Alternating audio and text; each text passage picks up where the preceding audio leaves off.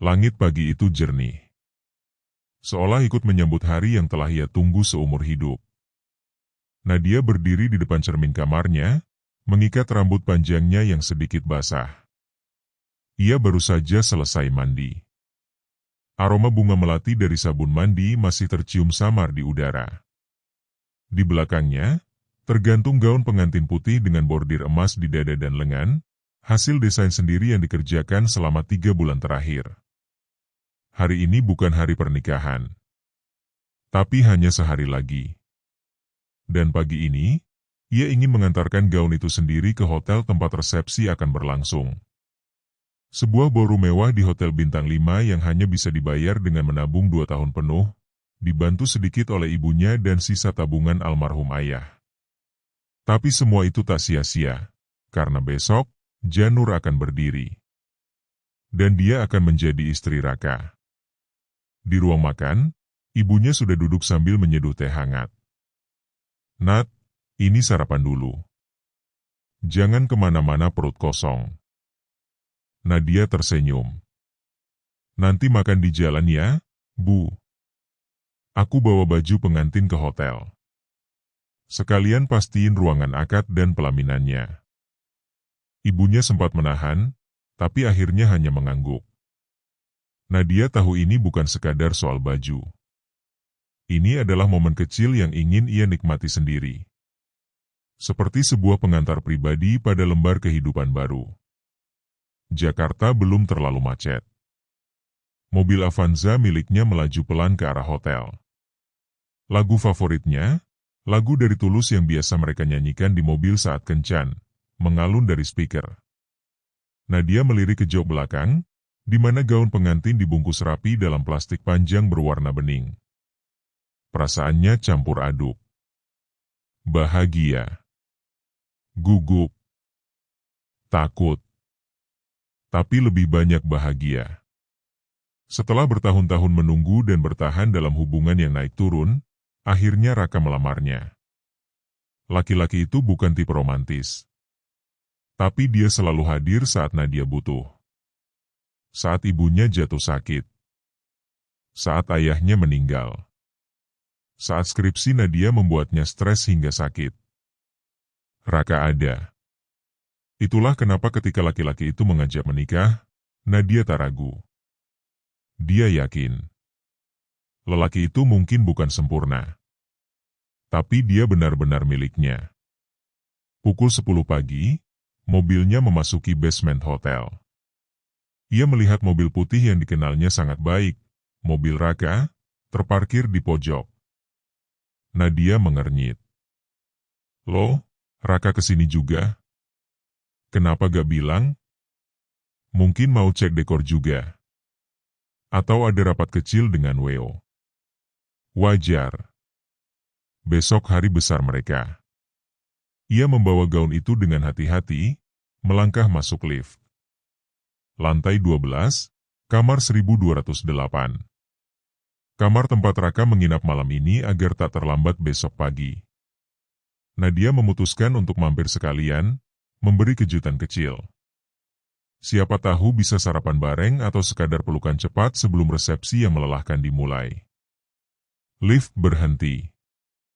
Nadanya berdenting. Langkah Nadia terasa ringan. Hatinya ringan. Semua terasa tepat. Sampai ia mendengar suara tawa dari balik pintu kamar 1208. Awalnya ia tak curiga. Tapi saat ia mendekat, suara itu, suara laki-laki tertawa. Dan disusul oleh suara perempuan. Lembut. Menggoda. Nadia berhenti. Ia ragu. Apa aku salah dengar? Ia mendekat pelan, meletakkan gaun pengantin dengan hati-hati di kursi lorong. Dan saat itu, pintu kamar terbuka sedikit. Tidak tertutup sempurna. Rasa penasaran mengalahkan logika. Ia menyentuh gagang pintu. Hanya melihat sebentar. Mungkin hanya staf hotel. Atau mungkin kakak perempuan Raka. Tapi saat celah pintu terbuka lebih lebar, waktu berhenti. Raka. Di atas ranjang hotel. Bertelanjang dada. Dan ada wanita lain, dengan rambut panjang bergelombang, duduk di pangkuannya sambil tertawa dan menciumi lehernya. Gaun pengantin dalam plastik bening kini tergeletak di kursi lorong. Tapi hati Nadia yang lebih dulu robek. Suaranya tercekat di tenggorokan. Tidak bisa teriak. Tidak bisa menangis. Tidak bisa bergerak. Raka menoleh. Matanya membelalak. Tania, wanita itu, masih tertawa, belum sadar. Tapi Raka mendorong tubuhnya dan berdiri tergesa. Nadia? Nadia berbalik. Kakinya bergetar. Tapi ia memaksakan langkah ke lift. Nadia. Tunggu. Raka berlari, tapi Nadia sudah masuk. Pintu lift menutup pelan di depan wajah Raka yang ketakutan dan penuh panik. Di dalam lift, Nadia berdiri terpaku. Air mata turun. Tapi wajahnya tetap tenang. Tidak berteriak. Tidak memaki. Hanya kosong. Ia menatap bayangan dirinya di dinding lift. Dan pada saat itu, dia tahu. Pernikahan besok sudah tidak ada lagi. Tubuh Tania masih hangat di pelukannya. Raka terduduk di pinggir ranjang hotel, setengah sadar, setengah menyesal. Jemarinya memegang segelas kopi hitam yang sudah dingin sejak sejam lalu. Di meja kecil di dekat ranjang, kotak cincin pernikahannya dengan Nadia masih terbuka. Cincin perak polos berukir nama mereka berdua, telah disiapkan sejak 2 bulan lalu. Dia seharusnya pergi dari kamar ini tadi malam. Tapi Tania datang dengan segala nostalgia yang membunuh logikanya. Aku cuma mau ngucapin selamat, Rak, ucap Tania malam itu, saat tiba-tiba muncul di kafe tempat mereka dulu sering nongkrong semasa kuliah. Aku udah denger kamu mau nikah. Aku cuma pengen bilang langsung. Sekali ini aja. Dan bodohnya, dia malah mengajak Tania ngobrol. 1 kopi menjadi 2. 2 kopi menjadi tawa. Lalu tawa menjadi tatapan yang tidak seharusnya. Akhirnya mereka berakhir di hotel. Di kamar yang seharusnya sakral. Kamar yang akan menjadi saksi akad suci besok pagi. Raka, kamu mikirin dia? Tania duduk di ujung ranjang, mengenakan jubah mandi hotel. Matanya tajam, tapi lembut. Enggak, jawab Raka cepat. Tapi suaranya ragu. Enggak, atau kamu gak berani jujur sama dirimu sendiri? Tania menyentuh dagunya. Kamu masih sayang aku, kan? Pertanyaan itu menghantam. Tapi sebelum Raka bisa menjawab, pintu kamar berdecit. Suara langkah. Gaun putih di kursi lorong. Wajah Nadia. Air matanya. Dan diamnya. Diam yang lebih menyakitkan dari makian apapun. Nadia? Raka hampir jatuh saat berlari ke pintu. Tapi lift sudah tertutup. Hanya butuh 2 detik untuk menghancurkan cinta 5 tahun. Ia memukul dinding lorong. Bodoh, teriaknya. Tapi suaranya hanya bergema di lorong sepi. Kembali ke dalam kamar, Tania berdiri di belakangnya. Memakai bajunya kembali dengan pelan. Kamu gak usah panik gitu. Cuma ciuman, Rak. You're still gonna marry her tomorrow, right? Raka menatapnya tajam. Itu bukan cuma ciuman, Tan. Dia menunjuk ke ranjang. Kita udah keterlaluan. Terus? Kamu pikir aku gak tahu kamu masih punya perasaan buat aku? Aku sayang Nadia, teriaknya. Tapi terdengar lebih seperti pembenaran diri sendiri. Tania mendesah. Kalau kamu betul-betul sayang, kamu gak akan undang aku masuk hidup kamu semalam. Jangan salahin aku, Rak. Kamu yang ngasih celah. Raka terdiam. Dia tahu Tania benar. Kesalahan ini miliknya. Ponselnya berbunyi. Nadia hati merah dua. Ia langsung mengangkat. Tapi hanya dering. Tak diangkat. Dering kedua, ketiga, keempat. Tidak diangkat juga. Dia mengirim pesan. Sayang, tolong aku bisa jelasin. Aku bodoh. Tapi aku tetap mau nikah sama kamu. Please. Pesan itu hanya centang dua. Tak kunjung dibaca. Raka menatap cermin besar di kamar itu. Wajahnya terlihat seperti monster. Mata merah. Rambut berantakan. Wajah penuh ketakutan. Ingin rasanya kembali ke semalam. Memilih pulang.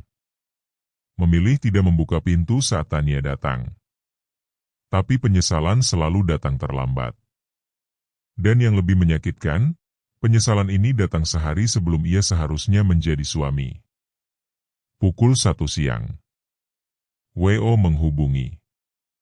Dekorasi sudah selesai. Rangkaian janur berdiri megah di pintu ballroom. Nama mereka tertulis di pelaminan, Nadia Ngeraka. Pihak keluarga sudah mulai berdatangan. Ibunya mengirim foto mereka berdua yang dibingkai cantik untuk diletakkan di meja penerima tamu.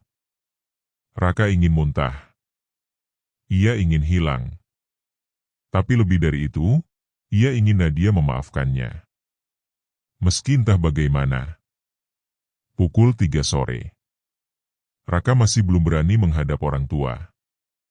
Ia menyalakan mobil dan berkendara menyusuri Jakarta yang mulai padat. Kemana? Ia sendiri tak tahu. Hanya mengikuti arah perasaannya. Ia mengunjungi masjid kecil dekat rumah Nadia. Tempat mereka dulu belajar mengaji bersama. Tempat pertama kali ia mencium kening Nadia, di belakang taman, saat mereka resmi pacaran. Ia duduk di bangku taman itu. Kosong. Pandangannya buram oleh air mata. Tangannya menutup wajah. Ya Allah, kalau aku bisa ulang waktu, aku rela. Tapi waktu tidak pernah bisa dimundurkan. Yang bisa ia lakukan sekarang hanya satu. Berdoa, berharap, dan menyesal. Karena besok, ia akan berdiri sendiri di pelaminan. Dan mungkin, janur itu tak akan pernah melengkung seperti yang ia impikan. Gaun putih itu masih ada di kursi lorong lantai 12. Nadia menatapnya dari dalam mobilnya, lewat kaca spion belakang. Ia tidak sanggup membawanya pulang.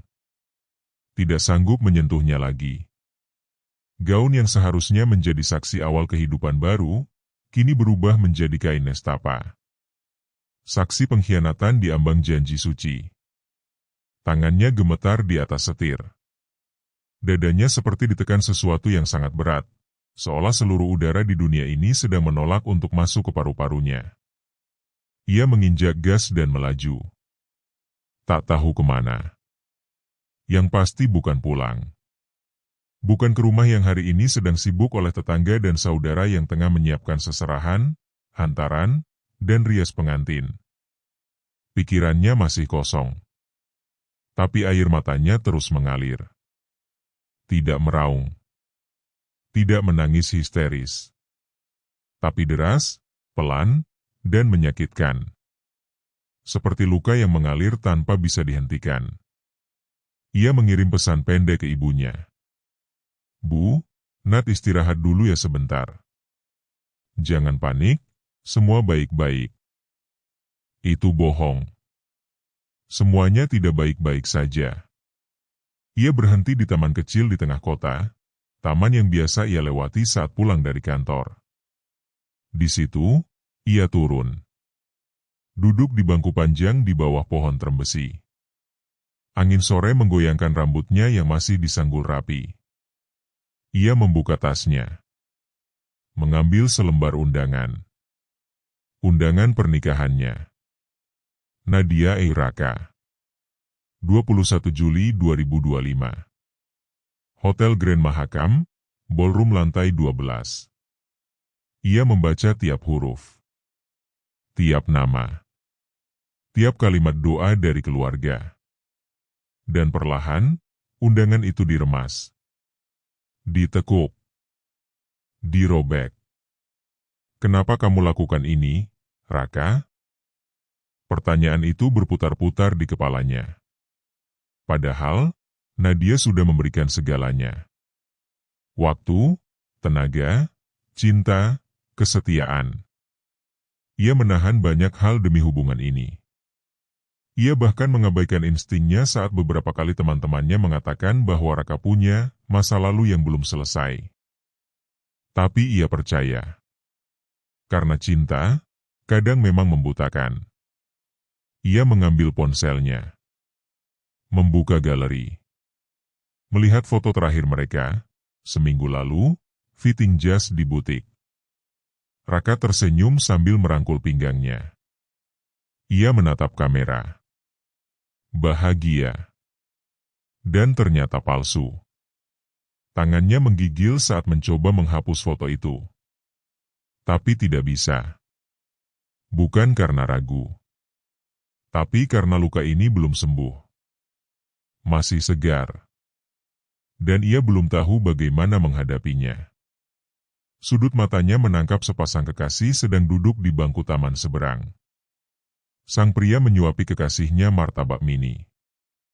Mereka tertawa. Bahagia.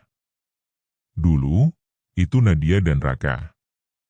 Kini, hanya kenangan yang tak bisa diulang. Ponselnya bergetar lagi. 12 panggilan tak terjawab dari Raka. 5 pesan masuk. Nadia tidak membuka satupun. Ia hanya membaca notifikasi di layar. Nat, tolong jawab. Aku bisa jelasin. Aku bodoh. Tapi aku gak mau kehilangan kamu. Nadia, dengar aku, ini cuma kekeliruan. Kekeliruan? Sehari sebelum akad?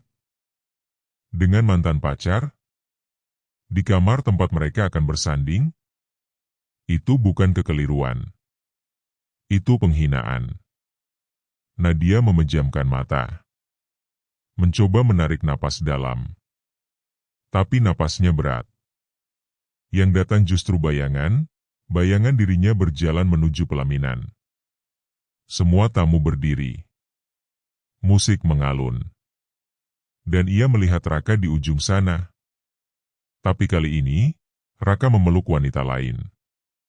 Nadia membuka mata. Mimpi buruk itu belum usai. Tapi ia tahu, pernikahan itu tidak akan pernah terjadi. Pukul 5 sore. Langit mulai mendung. Angin membawa bau hujan. Nadia bangkit perlahan. Menatap langit, lalu menatap dirinya di cermin kecil dari tasnya. Matanya sembab. Tapi dalam tatapan itu, mulai muncul satu hal. Kesadaran. Pernikahan ini bukan harga mati. Harga dirinya lebih penting. Cinta seharusnya saling menjaga, bukan menyakiti. Ia membuka aplikasi pesan. Mengetik lambat, tapi mantap. Rak, aku maafkan kamu. Tapi aku gak bisa menikah dengan orang yang mengkhianati cintaku sehari sebelum aku serahkan seluruh hidupku.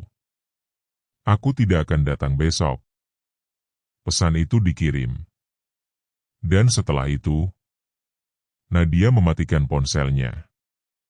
Ia berjalan menjauh dari taman. Meninggalkan segala luka di bangku tempat ia duduk. Langit mulai menangis. Tapi Nadia tidak lagi.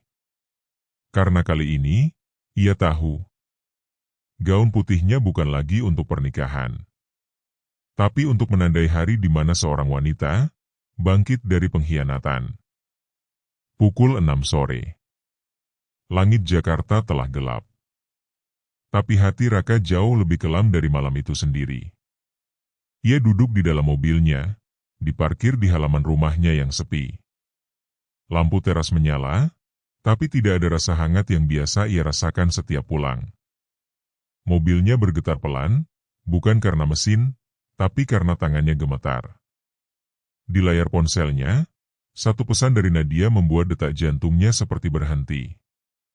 Rak, aku maafkan kamu. Tapi aku gak bisa menikah dengan orang yang mengkhianati cintaku sehari sebelum aku serahkan seluruh hidupku. Aku tidak akan datang besok. Ia membaca pesan itu berkali-kali. Awalnya berharap ada kata bercanda di akhir kalimat.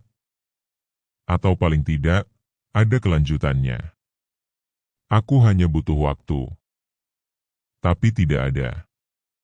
Yang ada hanya kalimat yang tegas, dingin, dan jujur. Pernikahan mereka batal. Ibunya menelepon. Untuk keempat kalinya. Raka tak kuasa menolak. Raka, kamu di mana? Ini WO-nya panik, loh. Semua udah siap.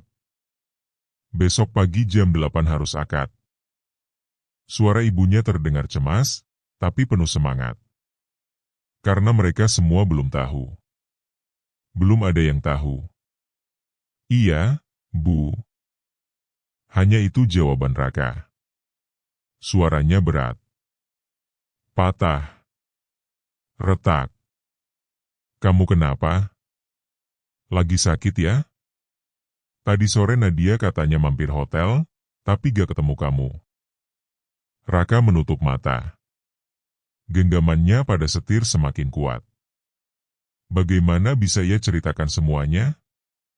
Bagaimana bisa ia katakan bahwa putri mereka yang sempurna, yang sudah menyiapkan semuanya dengan sepenuh cinta, kini memilih pergi, karena kebodohan yang ia ciptakan sendiri? Setelah mematikan telepon, Raka bersandar. Menatap langit-langit mobil. Tangisnya akhirnya pecah. Bukan teriak. Bukan histeris. Tapi tangis pelan yang keluar dari kedalaman hati. Tangis seorang lelaki yang kehilangan sesuatu yang tak akan pernah bisa ia pulihkan kembali. Kilasan masa lalu datang bertubi-tubi. Nadia tertawa di pinggir pantai saat mereka liburan ke Anyer. Nadia yang menangis di pelukannya saat ayahnya meninggal dunia. Nadia yang mengelus bahunya tiap ia gagal dalam pekerjaan. Nadia yang berkata, "Aku percaya kamu." Selalu. Dan sekarang, semua itu lenyap, hanya karena satu malam. Satu keputusan. Satu pengkhianatan. Raka membuka dashboardnya, mengambil kotak kecil berbalut kain beludru hitam. Cincin pernikahan mereka. Ia mengusap permukaannya dengan ibu jari. Di bagian dalam tertulis ukiran kecil.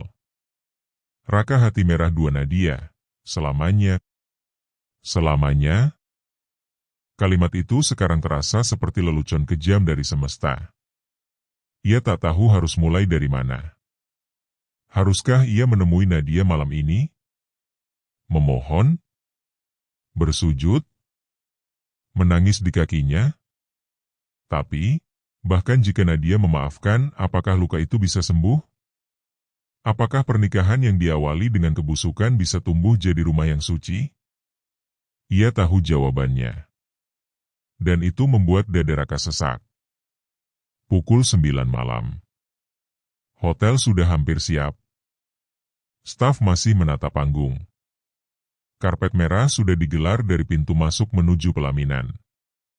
Standing flower menghiasi kiri kanan. Foto prewedding mereka dipajang megah di pintu masuk ballroom. Raka berdiri di tengah ruangan itu, sendiri. Para vendor menyapa ramah, tidak tahu bahwa pengantin wanitanya sudah memutuskan untuk tidak datang. Seorang kru mendatanginya. Mas Raka, dekor udah 90%. Besok tinggal finishingnya. Tenang aja, hasilnya pasti bagus. Raka mengangguk. Hasilnya bagus, ya? Gumamnya pelan.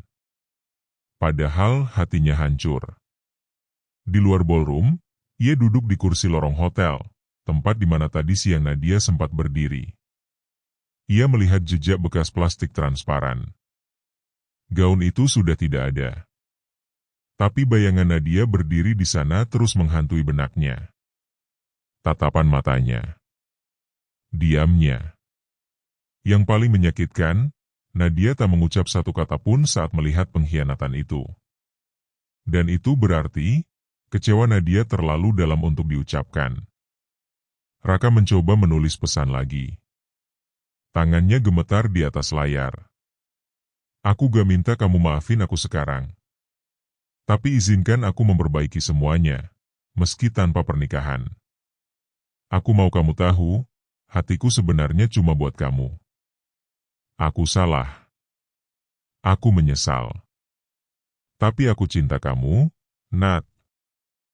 Ia tak berani kirim. Ia hanya menatap kata-kata itu. Kemudian menghapusnya perlahan. Karena dia sadar. Cinta tak cukup untuk menyelamatkan pernikahan yang telah ternoda sebelum dimulai. Malam itu, Raka duduk di pelaminan sendirian. Lampu ballroom sudah dimatikan. Tapi ia tetap di sana, menatap kosong. Besok, semua orang akan tahu. Besok, tidak akan ada ijab kabul. Tidak akan ada resepsi. Tidak akan ada senyuman mempelai wanita. Yang ada hanya satu kursi kosong di sebelahnya. Dan dalam diam, ia tahu. Ia telah kehilangan Nadia, untuk selamanya. Subuh belum sepenuhnya tiba, namun Nadia sudah terjaga. Malam itu, ia tidak benar-benar tidur. Matanya sembab, kering, dan terasa berat. Tapi hatinya justru mulai terasa ringan, seperti beban besar yang telah ia lepaskan kemarin sore. Ia duduk di tepi kasur sahabatnya, Dira, tempat ia menginap tanpa kabar kepada siapapun selain satu pesan pendek kepada ibunya. Dira tahu segalanya. Tapi sepanjang malam, ia tidak bertanya apapun. Hanya diam di sebelah Nadia, memeluknya saat air mata tak tertahankan. Masih mau ke sana? Pertanyaan Dira pelan, pagi ini. Nadia tidak langsung menjawab. Ia memandangi jendela kamar, di mana langit Jakarta masih gelap, tapi perlahan memucat. Suara azan terdengar jauh, menggetarkan hati. Aku gak bisa datang sebagai pengantin, bisik Nadia. Tapi aku harus datang sebagai seseorang yang menyelamatkan dirinya sendiri. Dira menatapnya penuh kekaguman. Kalau kamu yakin, aku antar. Setengah jam kemudian, mereka tiba di pelataran Hotel Grand Mahakam. Gedungnya berdiri angkuh, dihiasi dekorasi megah. Balon, bunga, papan ucapan. Seolah tidak ada yang tahu bahwa di dalam hati pengantin wanita, sudah tidak ada janur yang melengkung. Nadia turun dengan langkah pasti. Dia tidak mengenakan kebaya. Hanya kemeja putih polos dan celana panjang krem. Rambutnya diikat sederhana. Tapi dalam kesederhanaan itu, ada kekuatan. Semua mata memandangnya saat ia melangkah masuk ke lobi. Resepsionis, panitia, bahkan beberapa tamu yang baru datang. Mereka tak sempat menyapa. Karena Nadia sudah berjalan lurus menuju ballroom yang pintunya masih tertutup. Di dalam, Raka duduk sendiri. Jas hitam. Wajah pucat. Waktu seolah berhenti saat Nadia membuka pintu dan langkah kakinya bergema di dalam ruangan yang seharusnya dipenuhi tamu undangan. Ia berdiri beberapa meter di depan pelaminan. Tak ada senyum. Tak ada air mata. Raka berdiri. Terburu-buru. Matanya langsung memerah. Nat. Suara itu pelan. Penuh luka. Tapi Nadia tetap berdiri tegak. Aku datang bukan untuk menikah, ucap Nadia, datar. Tapi untuk menyampaikan ini, langsung. Supaya kamu tahu, keputusan ini bukan karena aku marah.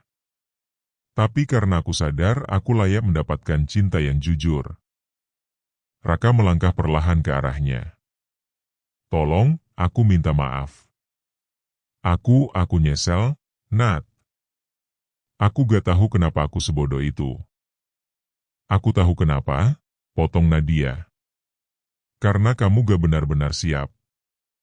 Karena kamu masih mengikat masa lalu, saat seharusnya kita sudah menatap masa depan. Raka menunduk. Tangannya mengepal. Kalau aku bisa ulang semuanya. Tapi kamu gak bisa. Nadia tersenyum kecil, getir. Itulah hidup. Waktu gak pernah bisa ditarik. Tapi kita bisa memilih untuk berhenti menyakiti diri sendiri. Hening. Di luar, suara hujan mulai turun. Lembut. Tanpa petir. Seolah langit pun tidak ingin menghakimi. Hanya ikut merasakan. Aku pernah percaya kamu, Rak, bisik Nadia. Pernah menganggap kamu rumah.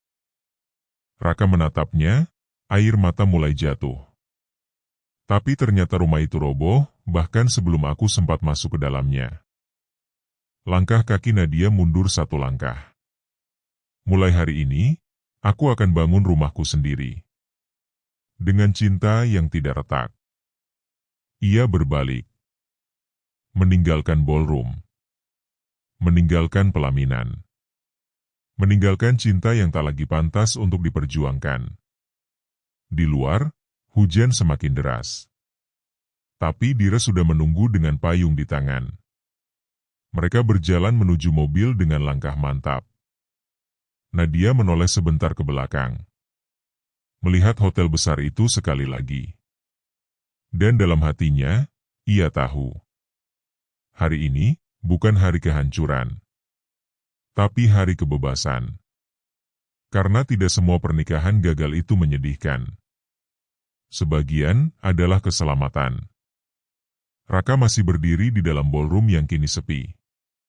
Langkah kaki Nadia sudah lama hilang dari pendengarannya, tapi bayangannya masih tertinggal, menancap kuat di pelaminan, di dinding, di lantai, dan lebih dari itu, di hatinya. Ia perlahan duduk kembali.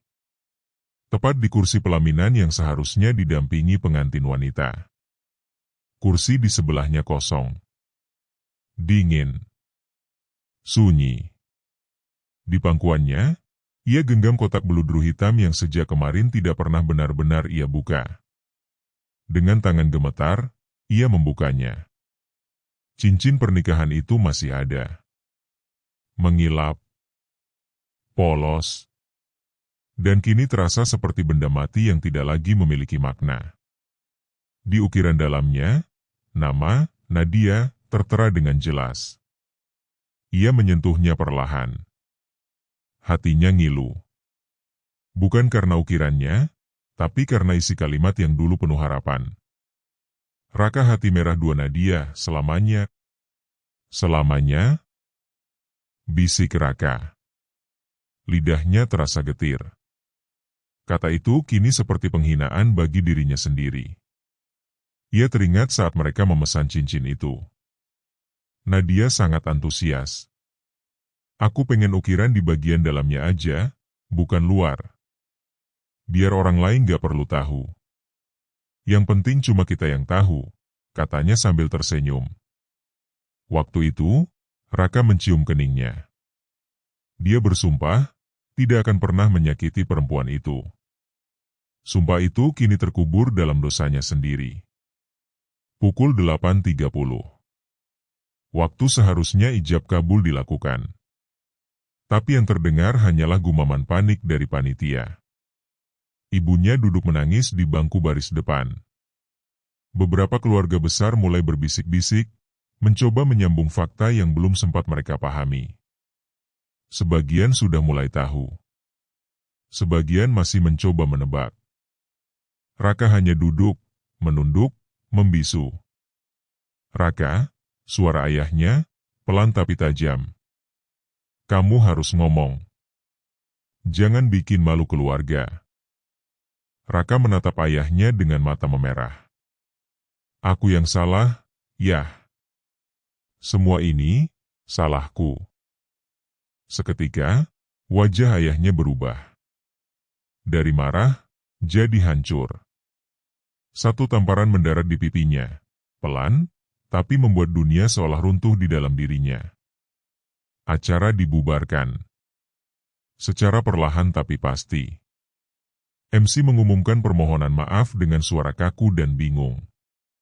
Sebagian tamu ada yang diam, sebagian pergi dengan wajah kecewa, sebagian lagi hanya menatap Raka dari kejauhan, seperti melihat mayat hidup. Tapi Raka tidak bergerak. Ia tetap di kursi pelaminan, memandangi meja akad yang kosong. Saat sore mulai merambat, ballroom benar-benar kosong. Raka masih duduk sendiri. Ia tak peduli pada suara dunia. Satu-satunya suara yang terus terngiang di telinganya adalah suara langkah Nadia yang meninggalkannya pagi tadi. Langkah yang tak akan pernah kembali. Setelah semuanya benar-benar hening, ia berdiri. Melangkah ke depan meja akad. Ia meletakkan cincin pernikahan itu di atas meja. Kemudian ia menatap sekeliling ballroom yang penuh hiasan dan bunga yang kini tak lagi berarti. Aku pantas kehilanganmu, bisiknya. Aku pantas. Dan kali ini, ia tak bisa menahan air matanya. Ia menangis. Bukan tangisan keras, bukan teriakan. Tapi semacam tangis yang hanya keluar dari orang-orang yang benar-benar menyesal, tapi tak punya cara untuk menebusnya. Beberapa hari kemudian, kabar itu menyebar. Orang-orang mulai tahu. Banyak yang mencibir. Banyak yang menyayangkan. Tapi tak sedikit pula yang mengagumi keputusan Nadia. Sementara Raka, hidupnya berubah. Ia datang ke kantor dengan wajah yang selalu tertunduk. Rekan-rekan kerja memandangnya dengan iba, dan sedikit jijik. Ia tidak berani membuka media sosial. Tidak berani menghadiri undangan keluarga. Tidak sanggup melihat satupun foto prewedding yang dulu dengan bangga ia unggah. Dan setiap malam, ia selalu memandangi layar ponselnya. Membuka pesan-pesan lama dari Nadia. Membaca ulang kalimat-kalimat yang dulu tak ia hargai.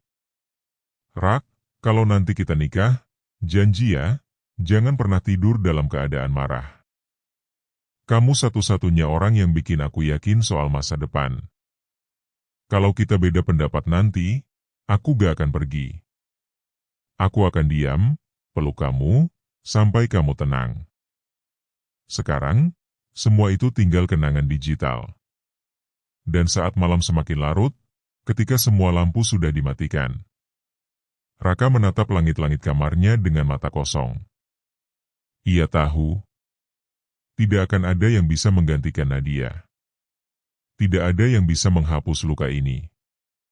Karena cincin itu, tak hanya gagal disematkan di jari Nadia, tapi telah meninggalkan luka yang akan terpatri selamanya di jiwanya sendiri. Pagi itu, langit tampak bersih. Tak ada awan gelap. Tak ada pertanda hujan seperti kemarin. Hanya mentari yang malu-malu menyembul di balik tirai jendela kamar Dira. Namun berbeda dengan langit yang cerah, hati Nadia masih bergumul dalam kabut tipis. Bukan lagi badai.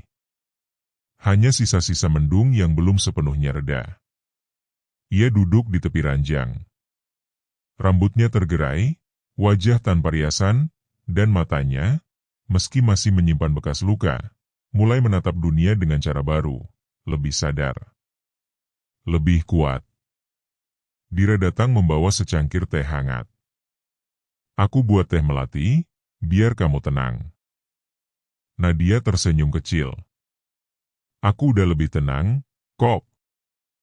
Aku masih gak habis pikir kamu bisa berdiri di ballroom itu, bicara sekuat itu. Karena kalau aku gak berdiri, aku bakal runtuh, Dir, jawab Nadia lirih. Ia menyesap teh. Aroma melati langsung membelai syarafnya yang semalaman tegang. 1 hari setelah pernikahan yang batal. Tak ada gaun pengantin. Tak ada rias wajah. Tak ada musik dan tawa. Hanya Nadia, dan sebuah kenyataan yang harus dipeluk, bukan dihindari. Tapi anehnya, pagi ini terasa damai. Tak sesakit kemarin. Tak sepekat semalam. Mungkin benar apa yang orang bilang. Yang terberat dari luka adalah detik ketika ia terjadi. Dan setelah itu, perlahan, kau belajar berjalan dengan bekasnya. Ponselnya berbunyi. Puluhan notifikasi masuk. DM Instagram, pesan WhatsApp, bahkan email. Sebagian dari vendor bertanya tentang pembayaran. Sebagian dari teman bertanya dengan hati-hati. Dan sebagian besar hanya ingin tahu. Ingin mengorek. Ingin bergosip. Tapi ada satu nama yang membuat jantungnya berdenyut sedikit lebih kencang. Ibu. Pesan suara. Nadia memutarnya pelan. Nak. Ibu gak akan tanya apa-apa. Ibu hanya mau bilang, kamu kuat. Kamu anak ibu, dan ibu tahu kamu gak akan buat keputusan besar tanpa alasan. Ibu bangga. Tapi kalau kamu butuh pelukan, pulanglah. Nadia terdiam. Air matanya menitik. Tapi kali ini bukan karena sakit. Melainkan karena kekuatan cinta yang sederhana dari seorang ibu. Siang itu, Nadia memutuskan pulang. Dira mengantar. Tak banyak bicara. Hanya menggenggam tangan Nadia di perjalanan. Setibanya di rumah, pintu terbuka sebelum Nadia sempat mengetuk. Ibunya berdiri di sana. Rambutnya mulai memutih, tapi senyum di wajahnya masih hangat seperti dulu saat Nadia jatuh dari sepeda dan menangis kecil. Tanpa bicara, mereka berpelukan lama. Hanya detak jantung mereka yang berbicara. Aku gagal, Bu. Bukan gagal, Nak, kamu selamat. Sore harinya, Nadia membersihkan kamarnya. Gaun pengantin itu sudah dibawa pulang oleh salah satu panitia kemarin. Digantung rapi. Masih utuh. Masih putih. Tapi bukan miliknya lagi. Ia menyentuh kainnya. Lembut. Dingin. Tapi tak lagi membangkitkan perasaan bahagia. Hanya pengingat dari satu fase hidup yang hampir ia lalui, namun ditutup tepat waktu. Nadia memasukkannya ke dalam kotak besar. Lalu menyimpannya di gudang. Bukan untuk dibakar. Bukan untuk dibuang, ucapnya pelan. Tapi sebagai pengingat bahwa aku pernah mencintai dengan tulus. Dan pernah cukup berani untuk melepaskannya. Beberapa hari berikutnya, hidup mulai berjalan pelan-pelan. Nadia kembali bekerja. Menghindari media sosial. Fokus pada hal-hal yang bisa ia kendalikan. Menyiram tanaman ibunya di pagi hari. Membantu warung kecil di rumah. Bahkan mulai menulis kembali di laptopnya, sesuatu yang ia tinggalkan sejak Raka melamarnya. Sore hari, ia duduk di balkon rumah. Menatap langit senja. Membiarkan angin menerpa wajahnya. Dan di sana, untuk pertama kalinya setelah kejadian itu, Nadia tersenyum kecil, tulus, ringan, dan damai. Pernikahan itu mungkin tidak pernah terjadi. Tapi pelajaran hidupnya lebih dalam dari akad dan resepsi. Cinta itu penting. Tapi mencintai diri sendiri adalah fondasi yang tak boleh diabaikan. Sudah 8 hari berlalu sejak Nadia berdiri di pelaminan itu, lalu pergi. 8 hari, dan Raka belum berani menyentuh apapun di kamar apartemennya. Gaun putih itu tidak ada di sana. Tapi undangan yang belum sempat dikirim, masih berserakan di meja makan. Kotak cincin kini sudah tak lagi ia buka. Jas hitam yang ia kenakan waktu itu, tergantung di belakang pintu. Belum dicuci. Masih menyimpan jejak penyesalan yang berat di pundaknya. Dan yang paling terasa, ruang di hatinya yang dulu penuh oleh senyum dan suara Nadia, kini kosong. Terlalu kosong. Di kamar itu, ia duduk menatap kosong ke arah dinding. Ia tak lagi menangis.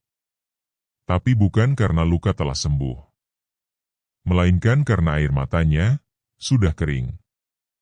Pekerjaan mulai terbengkalai. Atasan menegur. Rekan kerja menjauh. Dan Raka mulai kehilangan arah. Ia mencoba menghubungi Nadia berkali-kali.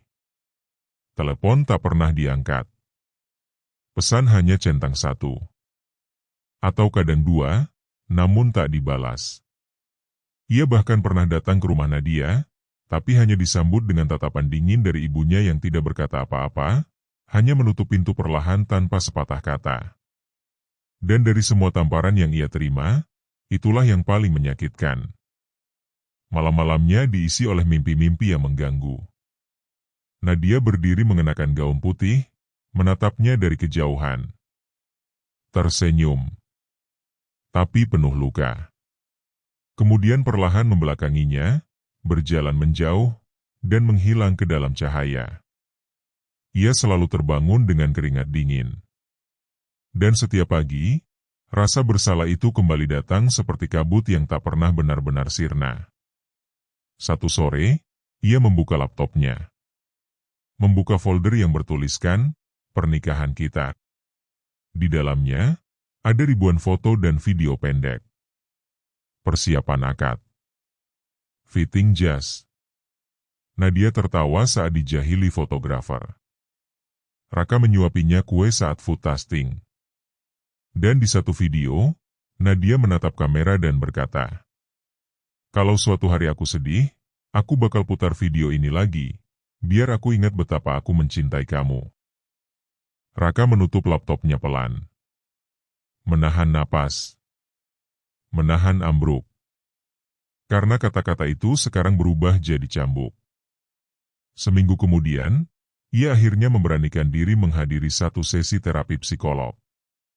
Di sana, untuk pertama kalinya, ia membuka cerita tentang malam di hotel itu. Tentang bagaimana rasa ragu, ego, dan kesombongannya membawa Tania kembali ke dalam hidupnya. Tentang bagaimana ia tahu ia salah, bahkan sebelum ia menyentuh wanita itu. "Saya pikir Nadia akan tetap memaafkan saya. Karena selama ini dia selalu sabar. Selalu menerima," ucap Raka dengan suara lirih. "Tapi kali ini tidak," jawab sang psikolog. Raka mengangguk. Karena dia bukan tempat pelarian. Beberapa minggu berlalu. Lambat laun, ia mulai membereskan hidupnya. Menghapus foto-foto di galeri. Menyortir barang-barang yang penuh kenangan. Menyumbangkan jas pengantin. Dan yang paling berat, membuang cincin itu ke laut saat ia pergi ke pantai seorang diri. Ia berdiri di tebing karang, menggenggam cincin itu erat-erat. Lalu berkata pelan, seolah Nadia ada di sana. "Aku gak bisa bawa kamu dalam masa depan yang sudah kuacak-acak. Tapi aku akan belajar, agar tidak menghancurkan siapapun lagi." Dan cincin itu pun dilempar, menghilang dalam ombak yang menelan semua harapan palsu. Sejak itu, Raka tidak lagi mencoba menghubungi Nadia. Bukan karena ia sudah melupakan. Tapi karena ia tahu, cinta sejati, juga tahu kapan harus mundur. Ruang kosong di hatinya tetap ada. Tapi kini, ruang itu tidak lagi memekakan. Ia belajar hidup dengan sepi. Dengan sunyi. Dengan tanggung jawab atas luka yang tak akan sembuh oleh waktu, tapi bisa dijaga agar tak melukai yang lain. Hingga suatu malam, ketika ia berjalan melewati taman kota, tempat yang dulu sering mereka datangi, ia melihat seorang wanita duduk di bangku, sendirian, membaca buku.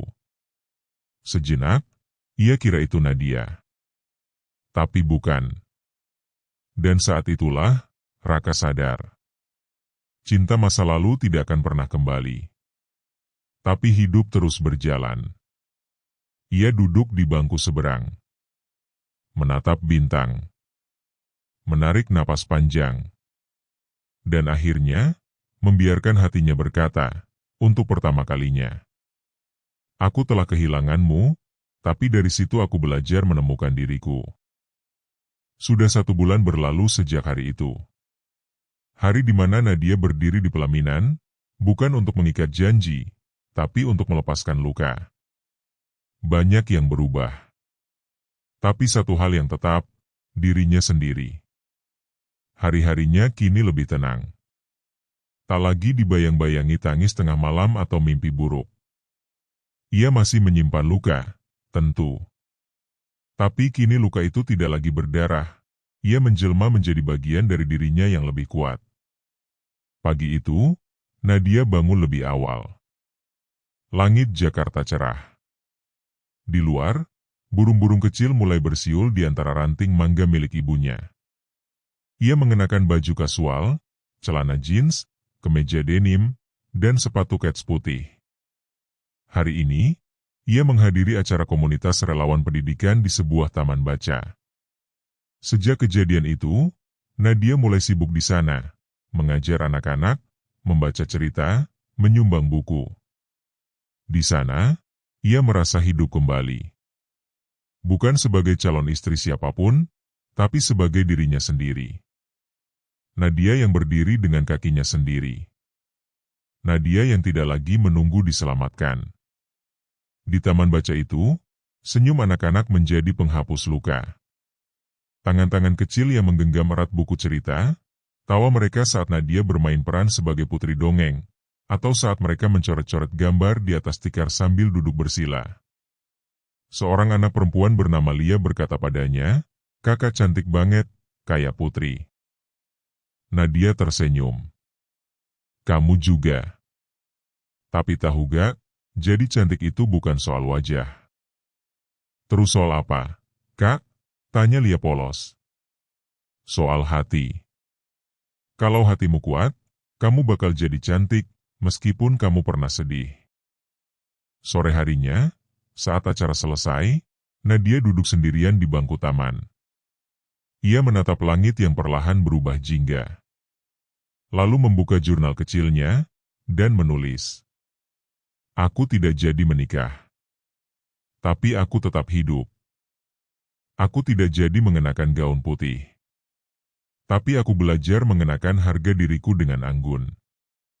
Aku tidak mendapatkan cinta yang kupikir akan abadi. Tapi aku justru menemukan cinta paling penting, dari diriku sendiri. Ia menutup jurnal itu, lalu menarik napas panjang. Udara sore terasa segar. Bebas. Sesampainya di rumah, ibunya sedang duduk di teras, menjemur bunga melati. Capek? Tanya ibunya lembut. Capek, tapi senang, jawab Nadia. Sang ibu tersenyum. Ibu senang kamu mulai senyum lagi. Dulu, kamu sering terlalu sibuk buat bahagia. Sekarang, kamu sibuk untuk pulih.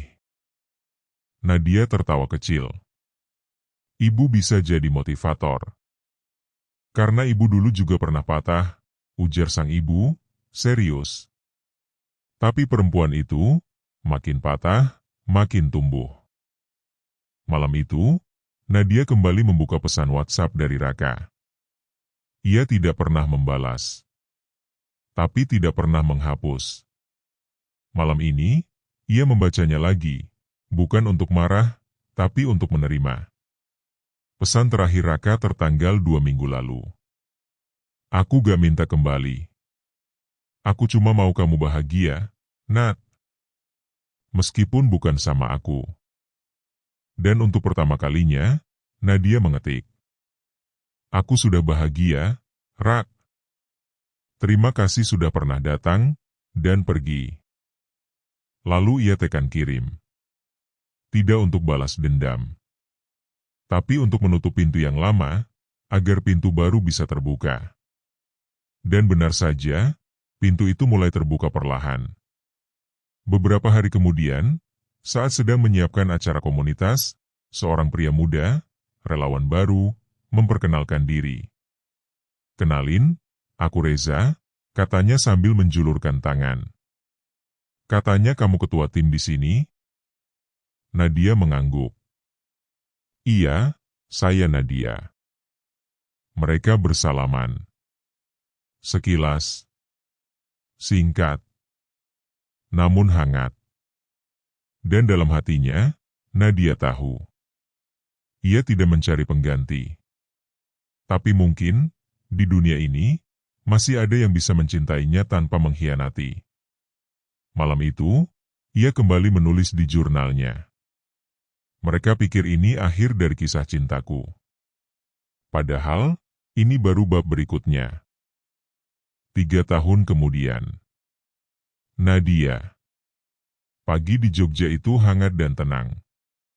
Matahari menyembul dari balik Merapi, kabut menari-nari tipis di sawah belakang rumah. Di balkon kecil rumah kayunya, Nadia menyeduh teh melati, aroma favoritnya sejak dulu. Di pangkuannya, duduk seorang anak perempuan berusia 2 tahun, memeluk boneka kelinci. "Bu, cerita dongeng lagi," pinta si kecil dengan mata berbinar. Nadia tersenyum. "Dongeng apa hari ini?" Yang putrinya berani ninggalin istana. Nadia terdiam sesaat. Lalu mengangguk pelan. "Baik. Dulu, ada seorang putri yang hampir menikah dengan pangeran. Tapi sehari sebelum upacara, ia tahu pangerannya berbohong. Maka, ia lepas mahkotanya. Ia tinggalkan istana. Dan memilih jadi dirinya sendiri." "Mereka gak nikah?" tanya si kecil polos. "Enggak. Tapi itu bukan akhir cerita. Justru itu awalnya." Dari pintu dapur, muncul pria muda dengan celemek, membawa nampan sarapan. "Reza," suaminya. "Makanan udah siap. Prinses kecil dan ratu besarnya mau makan dulu," candanya. Nadia tersenyum. Tatapan mereka bertemu. Tenang. Penuh cinta. Tak ada luka dari masa lalu. Hanya syukur bahwa badai telah berlalu. Dan dalam hati Nadia tahu, luka itu dulu bukan hukuman. Tapi arah. Agar ia sampai ke tempat yang lebih tepat. Lebih sehat. Lebih bahagia. Raka. Sementara itu, di Jakarta. Di lantai 3 sebuah kafe buku yang baru dibuka, Raka sedang menyusun rak literatur. Di ujung meja, duduk beberapa anak muda, asyik membaca sambil menikmati kopi. Kafe ini adalah bagian dari hidup barunya. Ia keluar dari dunia korporat. Mulai dari nol. Membangun tempat ini bukan hanya untuk bisnis, tapi untuk menyembuhkan. Untuk berbagi. Untuk tumbuh.